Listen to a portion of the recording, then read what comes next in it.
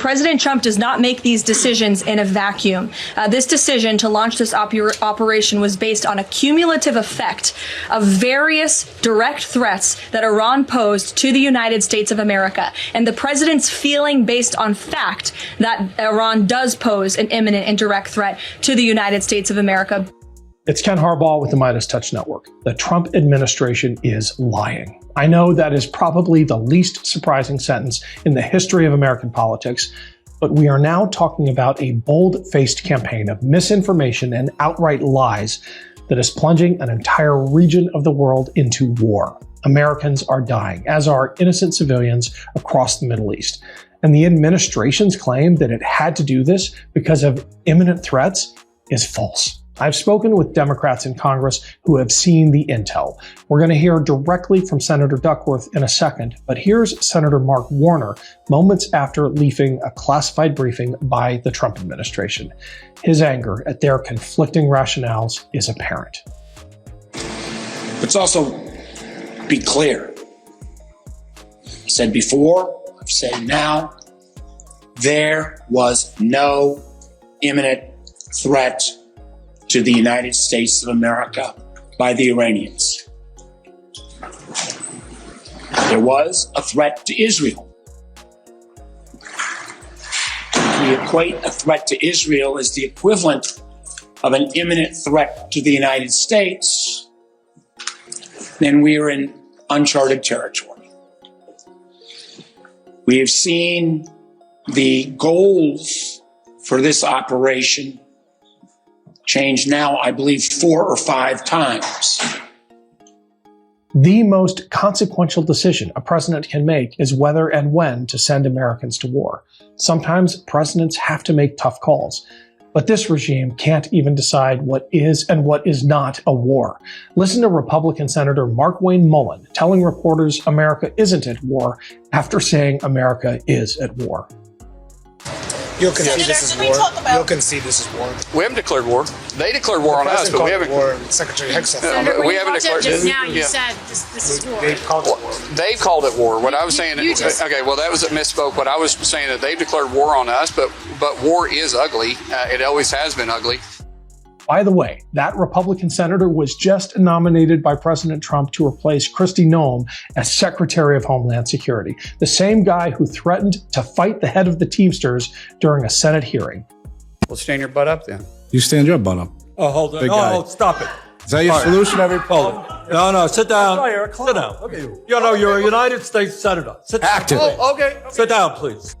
When I say that incompetence is a design feature of autocracies, this is what I'm talking about. When no one is allowed to be more competent than the chief clown, you get a clown show. Thank goodness we still have competent Democrats holding the line and telling the truth.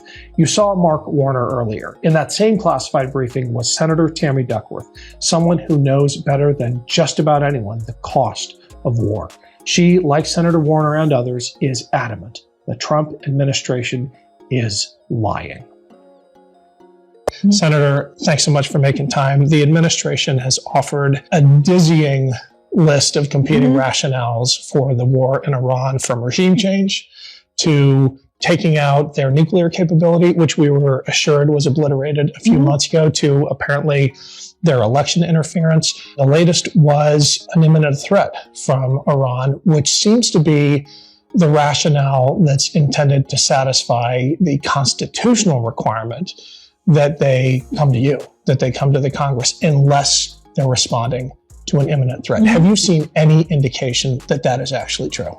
No, I have not. And in fact, what they said in the briefing we received yesterday, what I can share in an unclassified setting, was that we believe that Iran would attack U.S. assets should Iran come under attack first.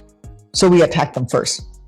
So the preemption was based on our provocation. Well, right? Or someone else provocating them, or someone else. And then so they're saying that we know that they would have attacked us if somebody attacked them first. And they were and the administration was asked, well, did you ask somebody not to attack them? I mean, it was just crazy. Because again, and then in the same briefing, they said that they would support the democracy protesters and they would support the democracy movement. But then they also said, But we're going to do that by saying that we support them, not by putting boots on the ground or doing anything on the ground. So what are you going to do? Throw these democracy activists under the IRGC bus? What is going to happen here? That someone else, according to Secretary Rubio, was Israel.